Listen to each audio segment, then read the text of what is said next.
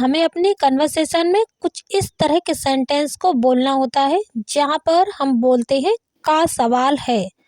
जैसे यह मेरे जिंदगी का सवाल है, यह मेरी नौकरी का सवाल है, यह तुम्हारे करियर का सवाल है, ये हमारे रिश्ते का सवाल है, या यह हमारे बच्चों का सवाल है। इस टाइप के सेंटेंस जो कि आज की इस वीडियो में हम बनाना सीखेंगे। तो गाइस, अगर आप इस तरह के सेंटेंस को बनाना सीखना चाहते हैं तो मेरे साथ वीडियो में अंत तक बने रहिएगा। इस स्ट्रक्चर के अलावा हम 2 स्ट्रक्चर इस वीडियो में और सीखेंगे जो कि आगे इस वीडियो में आप देखेंगे। सबसे पहले हम इस स्ट्रक्चर की बात करें तो यहाँ पर आप देख सकते हैं जो कॉमन है कि क्या सवाल है। तो सबसे पहले हमें जानना होगा कि इसके लिए हम इंग्लिश में क्या यूज़ करते हैं और इस तरह के सेंटेंस को बनाने का स्ट्रक्चर क्या है, क्योंकि बिना स्ट्रक्चर को जाने हम सेंटेंस को नहीं बना सकते। तो चलिए गाइस, सबसे पहले हम जान लेते हैं इस तरह के सेंटेंस को बनाने का स्ट्रक्चर। तो जब भी हम इस तरह के सेंटेंस को बनाएंगे तो सबसे पहले लिखेंगे इट्स अ मैटर ऑफ, उसके बाद name of that thing means उसका नाम लिखेंगे जिसका सवाल है। यहाँ पर इट्स अ मैटर ऑफ का अर्थ है का सवाल है। आई होप आप लोगों को स्ट्रक्चर अच्छे से समझ आया होगा। तो चलिए कुछ एग्जाम्पल के माध्यम से और अच्छे से समझ लेते हैं ताकि कोई भी कंफ्यूजन ना रहे और बिल्कुल अच्छे से समझ में आ जाए। तो चलिए देखते हैं कुछ एग्जाम्पल्स। जैसे यह मेरी जिंदगी का सवाल है, it's a matter of my life, it's a matter of my life, it means यह मेरी जिंदगी का सवाल है। यह मेरी नौकरी का सवाल है, it's a matter of my job, it's a matter of my job. यह तुम्हारे करियर का सवाल है, it's a matter of your career, it's a matter of your career, it means यह तुम्हारे करियर का सवाल है। यह हमारे रिश्ते का सवाल है, it's a matter of our relationship, it's a matter of our relationship, it means यह हमारे रिश्ते का सवाल है। यह हमारे बच्चों का सवाल है, it's a matter of our kids, it's a matter of our kids, it means यह हमारे बच्चों का सवाल है। जब तक मैं न कहूँ वहाँ मत जाना, जब तक मैं न कहूँ उसे कुछ मत बताना, जब तक मैं न कहूँ उसे पैसे मत देना, जब तक मैं न कहूँ कहीं मत जाना। तो गाइस, इस तरह के सेंटेंस जहाँ पर हमें बोलना होता है जब तक मैं न कहूँ। तो फ्रेंड्स, आपने इस तरह का सेंटेंस का यूज़ कभी ना कभी अपने कन्वर्सेशन में किया होगा या किसी को बोलते हुए तो ज़रूर सुना होगा।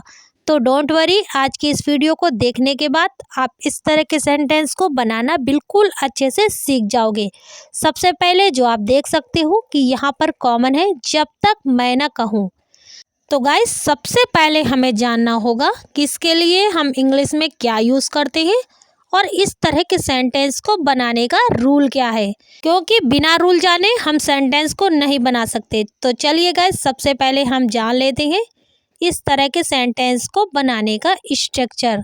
तो जब भी हम इस तरह के सेंटेंस को बनाएंगे तो सबसे पहले अपने कंप्लीट सेंटेंस को लिख देंगे, जो कि हमारा किसी भी टेंस में हो सकता है। ये डिपेंड करता है कि हमें बोलना क्या है। जिस भी टेंस में हमारा सेंटेंस होगा उसी के अकॉर्डिंग हम उसे बना देंगे।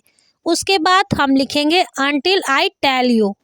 यहाँ पर अनटिल आई टेल यू का अर्थ है जब तक मैं ना कहूँ। आई होप आप लोगों को स्ट्रक्चर अच्छे से समझ आया होगा। तो चलिए, और अच्छे से समझने के लिए हम कुछ एग्जाम्पल भी देख लेते हैं ताकि कोई भी कंफ्यूजन ना रहे। जैसे जब तक मैं ना कहूँ उसे कुछ मत बताना, don't tell him anything until I tell you, don't tell him anything until I tell you means जब तक मैं ना कहूँ उसे कुछ मत बताना। जब तक मैं ना कहूँ उसे पैसे मत देना। Don't give him money until I tell you। Don't give him money until I tell you। It means जब तक मैं ना कहूँ उसे पैसे मत देना। जब तक मैं ना कहूँ कहीं मत जाना। Don't go anywhere until I tell you। Don't go anywhere until I tell you। It means जब तक मैं ना कहूँ कहीं मत जाना। जब तक मैं ना कहूँ कुछ मत बोलना।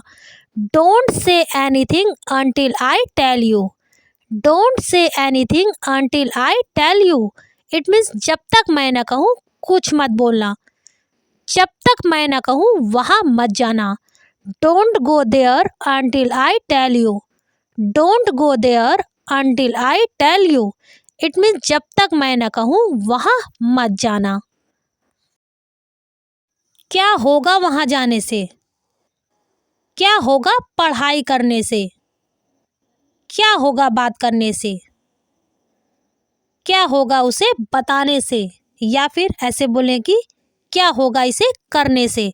इस टाइप के सेंटेंस जहाँ पर हम बोलना होता है क्या होगा। तो गाइस आपने इस तरह के सेंटेंस का यूज़ कभी ना कभी अपने कन्वर्सेशन में ज़रूर किया होगा, क्योंकि इस टाइप के छोटे छोटे सेंटेंस हम कई बार बोलते हैं जिन्हें हम हिंदी में तो आसानी से बोल लेते हैं, पर जब बात आती है इंग्लिश में बोलने की तो हम कंफ्यूज हो जाते हैं और नहीं बोल पाते। तो डोंट वरी, आप इस वीडियो को देखने के बाद इस तरह के सेंटेंस को बनाना बिल्कुल अच्छे से सीख जाओगे। सबसे पहले जो यहाँ पर कॉमन है क्या होगा के लिए हम इंग्लिश में क्या यूज़ करते हैं वो हमें जानना होगा। उसके बाद हम इस तरह के सेंटेंस को बनाने का स्ट्रक्चर भी सीखेंगे ताकि आपको सेंटेंस को बनाना बिल्कुल अच्छे से आ जाए। तो चलिए गाइस सबसे पहले हम जान लेते हैं कि क्या होगा के लिए हम क्या यूज़ करेंगे। तो इसके लिए हम यूज़ करते हैं what will happen. What will happen जिसका हिंदी में अर्थ होता है क्या होगा या फिर होगा क्या। तो चलिए देखते हैं कि इसका यूज़ करके कैसे अपने सेंटेंस को बनाते हैं और सेंटेंस को बनाने का स्ट्रक्चर क्या है। तो जब भी हम इस तरह के सेंटेंस को बनाएंगे तो सबसे पहले लिखेंगे व्हाट विल हैपन, उसके बाद बाय का यूज़ करेंगे, फिर वर्ब की फर्स्ट फॉर्म में आईएनजी ऐड कर देंगे, फिर अदर वर्ड। इसी स्ट्रक्चर से हमारा सेंटेंस बनाया जाएगा। आई होप आप लोगों को स्ट्रक्चर अच्छे से समझ आया होगा। तो चलिए और अच्छे से समझने के लिए हम कुछ एग्जाम्पल देख लेते हैं ताकि कोई भी कन्फ्यूजन ना रहे। इससे पहले अगर आपने मेरे चैनल को अब तक सब्सक्राइब नहीं किया है तो प्लीज़ चैनल को सब्सक्राइब जरूर करिएगा, क्योंकि मैं इसी तरह के एडवांस स्ट्रक्चर रोज़ लाती रहती हूँ। तो प्लीज़ चैनल को सब्सक्राइब करना मत भूलिएगा। और अगर आपको ये वीडियो थोड़ी भी यूज़फुल लगी हो तो प्लीज़ लाइक और एक कमेंट जरूर करिएगा। तो चलिए देखते हैं कुछ एग्जाम्पल्स। जैसे होगा क्या वहाँ जाने से। What will happen by going there? What will happen by going there? It means होगा क्या वहाँ जाने से, या फिर क्या होगा वहाँ जाने से। क्या होगा इसे करने से। What will happen by doing this? What will happen by doing this? It means क्या होगा इसे करने से। क्या होगा उसे बताने से। What will happen by telling him? What will happen by telling him?